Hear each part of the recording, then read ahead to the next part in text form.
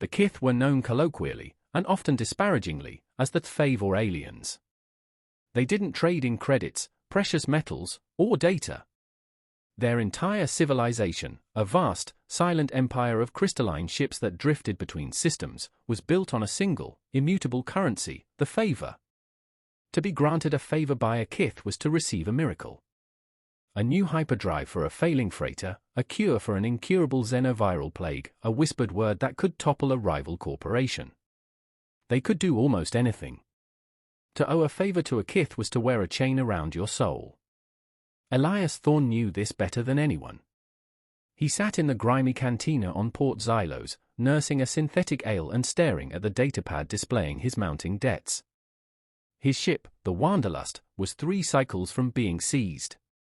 His last cargo run had been a bust, spoiled by a faulty cryo unit he couldn't afford to fix. He was at the end of his rope, and the end of the rope dangled over a very deep, very dark canyon. That's when the Kith entered. It moved with a liquid grace that belied its insectoid frame. Its long, slender limbs, jointed in ways that made the human eye uncomfortable, carried its shimmering carapace through the cantina's smoky haze. The carapace wasn't a solid color, it swirled with opalescent light, a living aurora that bespoke immense wealth. This Kith had granted many favors and had few outstanding debts. It was a king in its own right. All noise in the cantina died. Beings of a dozen species froze, drinks halfway to their mouths. No one wanted to draw its attention. Except Elias. Desperation, he found, was a powerful intoxicant. He stood up, his chair scraping loudly on the Duracrete floor. He walked towards the creature, his heart a frantic drum against his ribs. The Kith stopped, its multifaceted eyes, like twin clusters of black diamonds, focusing on him. It didn't speak, but a voice echoed in Elias's mind, not made of sound, but of pure comprehension.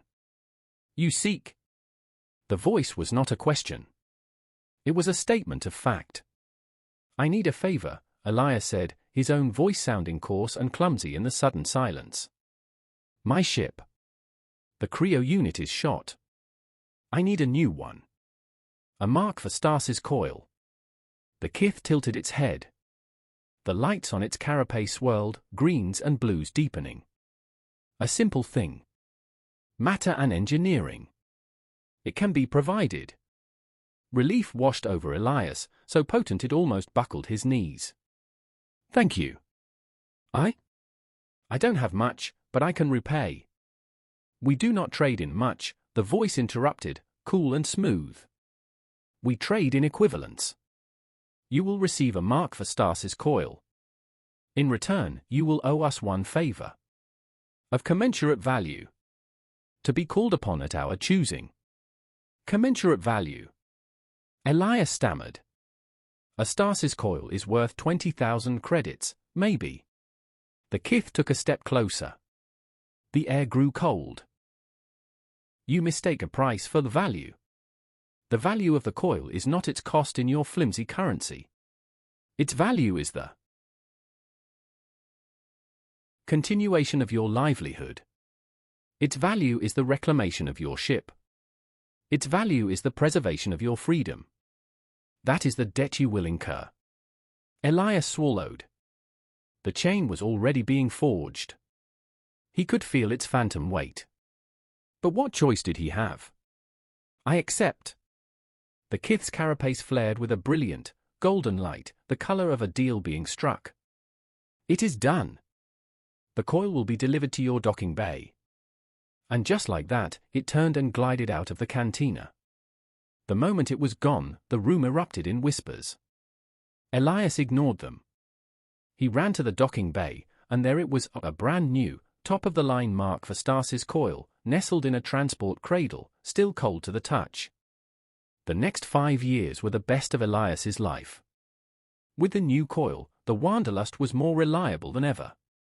He took on lucrative contracts, paid off his old debts, and even upgraded the ship's engines. He saw star systems he'd only dreamed of. The favor faded into the back of his mind, a distant, half-forgotten ghost story. He was free. He was planetside on a garden world called Viridia, celebrating a particularly profitable run, when the call came. It wasn't a sound. It was an intrusion. A cold, clear thought that sliced through his own. The debt is due. Elias sobered instantly. The phantom chain was suddenly real, cold, and tight around his throat. He stumbled out of the bar into the neon-lit street. Another thought followed, containing coordinates, instructions, and a single, stark image, a small, featureless grey box. The instructions were simple. Go to a barren moon in an uncharted system. Land at the specified coordinates. Walk to a small cave. And place the box on a natural rock shelf inside. Then leave. Do not open the box. Do not scan the box. Do not wait to see who, or what, might retrieve it. The journey was a week of cold dread. What was in the box? A weapon? A biological agent? The egg of some horrific creature? Its weight seemed to increase with every light year he traveled. The commensurate value of his freedom, he was beginning to realize, was terrifyingly high. He landed the Wanderlust on the dead moon. The landscape was grey dust and jagged rock under the light of a distant, indifferent star. He donned his Enviro suit, took the small, surprisingly heavy box, and walked. The cave was exactly where the coordinates said it would be. Inside, the darkness was absolute. His helmet lamp cut a sharp beam, revealing the rock shelf. His hands trembled as he placed the box upon it. The silence was profound, broken only by the hiss of his respirator.